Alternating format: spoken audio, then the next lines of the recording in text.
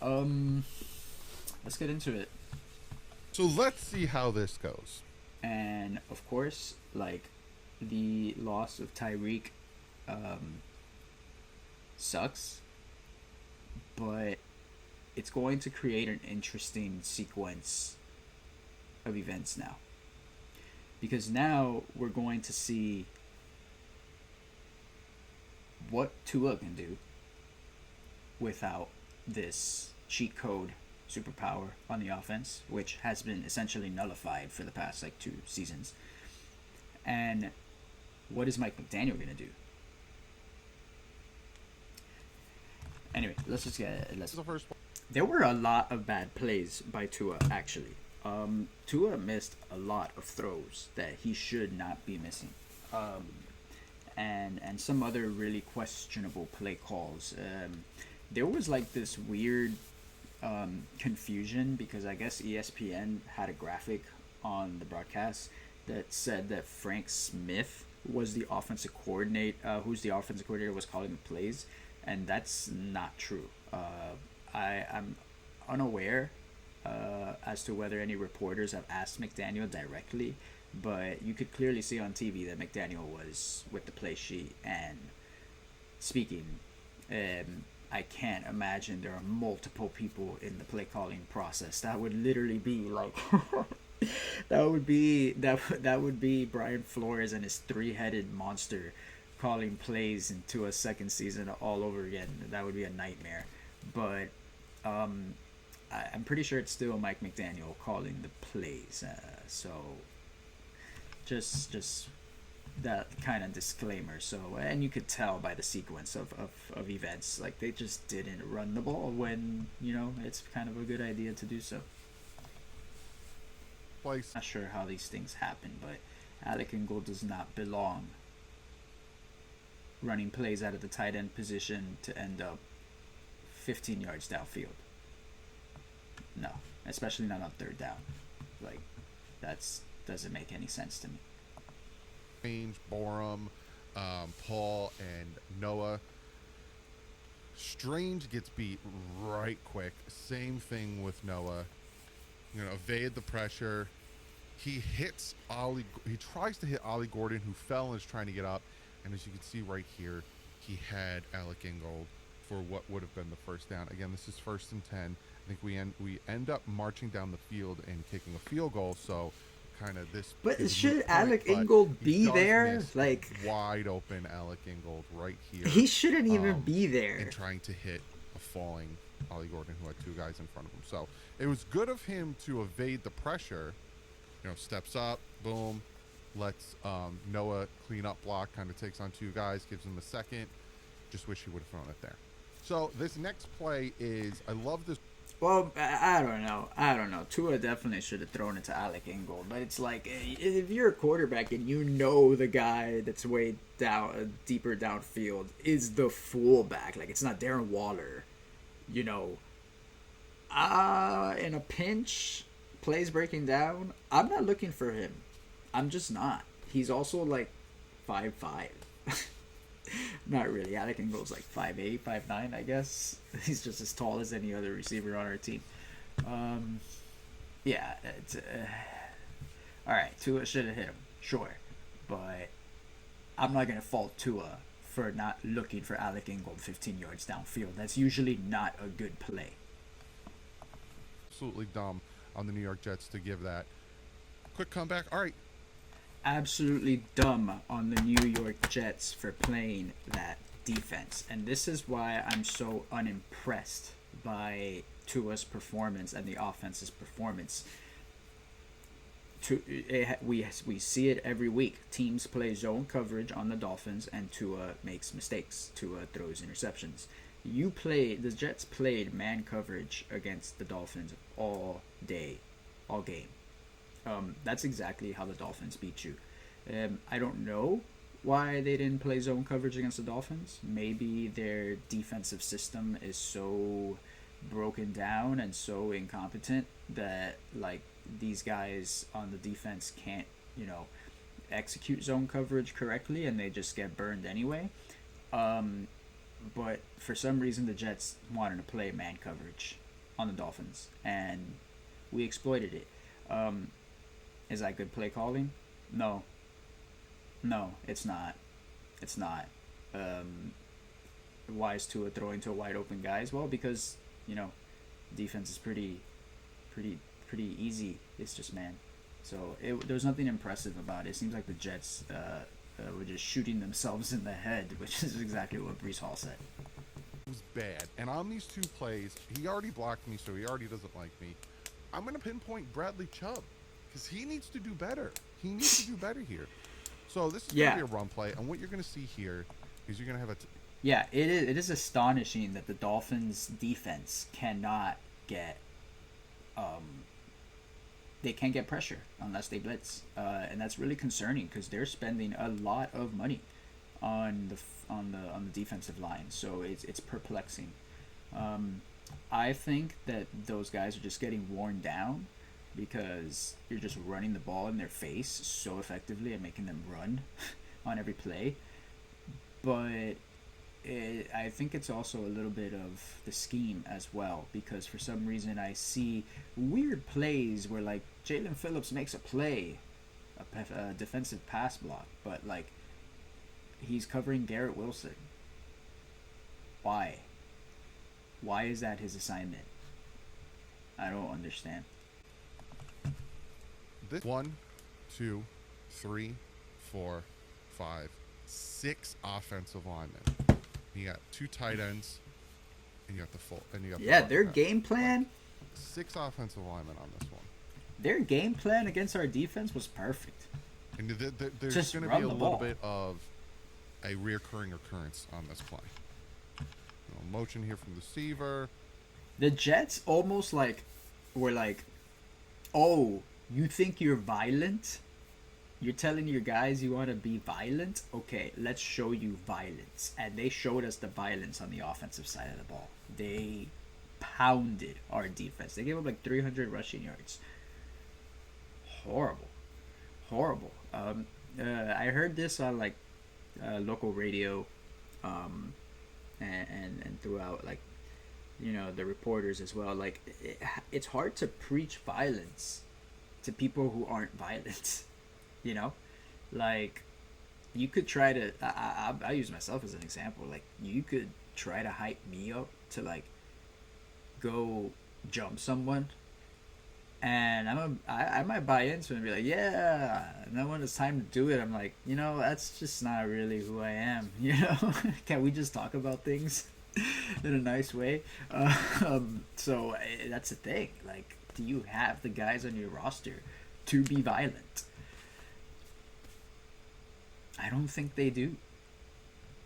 I can't give you one player that to me looks like they're gonna hit you. He can put the ball where only his guys can get it.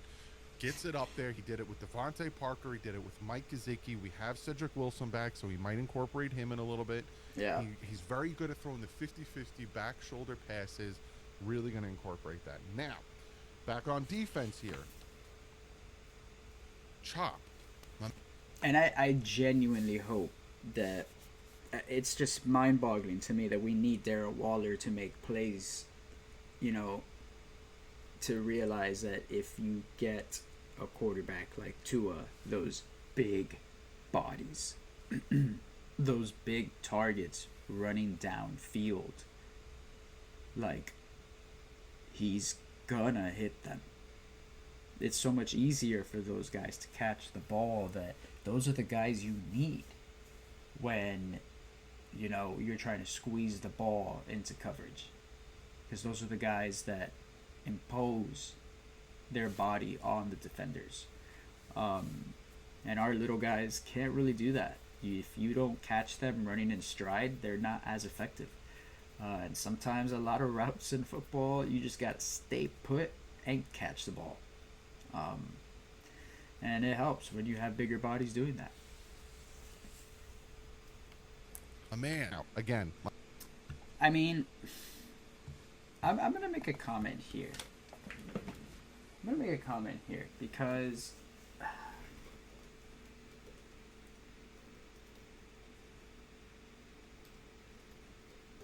Great video, Doug. I would have liked to see film study.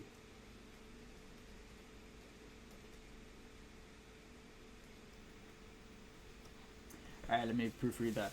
Great video, Doug. I would have liked to see some of the throws that Tua missed. I'm a Tua guy, but there were some really ugly throws he made on third downs to guys that, at least on TV, appeared to be open. I'm glad they won, because had they lost off of a horrible defensive performance, we would be dissecting those throws as Tua's shortcomings. Thanks for always making these film study videos. Comment.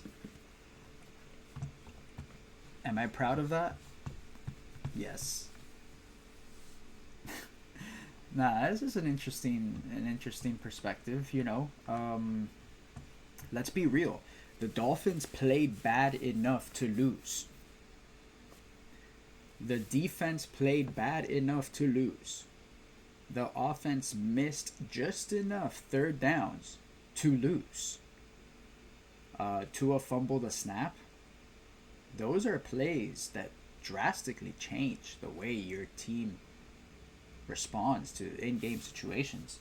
And so, yeah, I'm not trying to be a hater, but even though Tua had like 7 incompletions, some like 3 of those incompletions were third down plays that, like, at least from my perspective on TV, it looked like guys were open.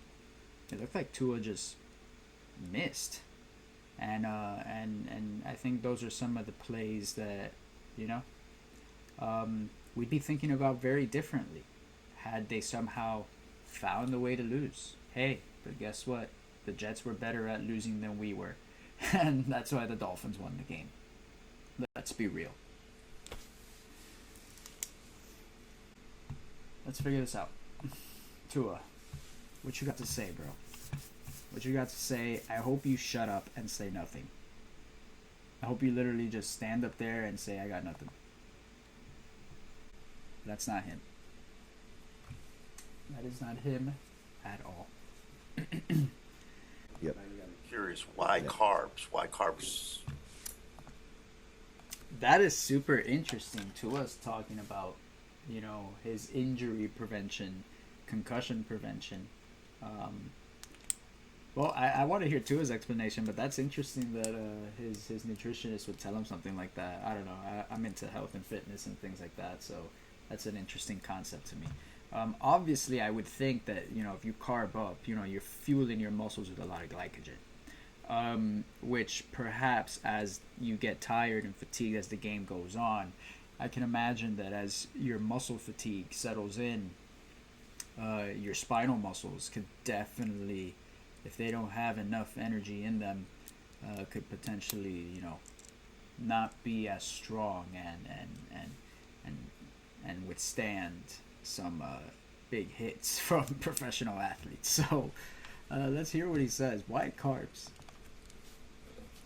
How about instead of focusing on what the defense is gonna do, or like talking about that, you know, kind of like go on the side of, you know, we got things to do. We want to do this. We want to do that. And I think that's kind of indicative of what Mike McDaniel's offense looks like. It's like sometimes they look like they want to impose and run the ball, but then they keep doing it with Devon Achane and it makes no sense. And sometimes they want Tua out there like just slinging it everywhere. Like if this is like a well-oiled West Coast offense, you know, and that doesn't work either because teams just know what you're trying to do. So it's bizarre that Tua now twice has mentioned this thing about, well, we're curious as to how teams are going to play us now, when it really should be like, you know, we know what we want to do. We know where our talent is, you know, and we're just putting in the reps. So it's a mindset thing that I'm observing here. If Jalen Waddle grows up fast right now with Tua, which I guess would be a nice story in itself, we could see something pretty special happen on this offense. But that remains to be seen because it was pretty special to see how Jalen Waddle did catch the ball as much as he did in his rookie season for the Dolphins. Like Tua just kept throwing him the ball and it kept working. I saw that run pass option. I don't know why Mike McDaniel doesn't do run pass option. Like Tua was really good at that. Yeah, I mean that's kind of interesting that they keep asking him about. Oh, you like bigger targets, right? Bigger targets. Yeah, it's a thing in the NFL, and he should have the I guess the facility to throw to a bigger target. It's kind of perplexing that the Dolphins haven't emphasized putting those targets on the field for him. NFL. I think I might have. I am excited. I am excited to see how this offense looks. Post Tyreek, I really am. It's gonna be interesting. It's gonna tell us a lot about the development of our quarterback and our second, our wide receiver 2, our first round wide receiver draft pick, in Jalen Waddle from several years ago. Now's the time. They're bringing in Cedric Wilson just because he knows the terminology, and that seems to be the most important thing to Mike McDaniel, which is just so egotistical in its own way that it's the only reason I can explain Alec Ingold running 10 yards downfield on third down. But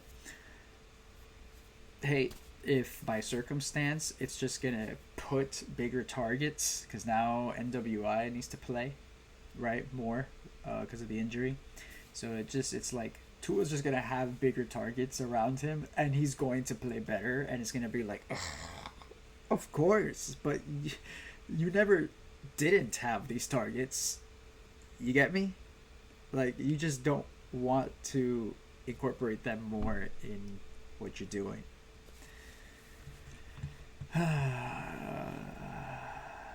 Do I want to listen to this guy? I don't know if I want to listen to this guy. Screw it. Whatever. Let's listen to this guy. Cam. So, unfortunate. One, what was your reaction in that moment? And Why did you give Devon Achane so many carries at the end of the game, though? Because it feels like that's the time in the game where if you're going to commit to the run, like, you want to have your bigger backs in to really pound the entire defense. It almost seems as if McDaniel, like, for lack of a better term, glazing his own player, which he totally deserves. Achane is a beast. But it almost seems like his really, really exceptional praise is almost like justifying why I gave him the ball so much.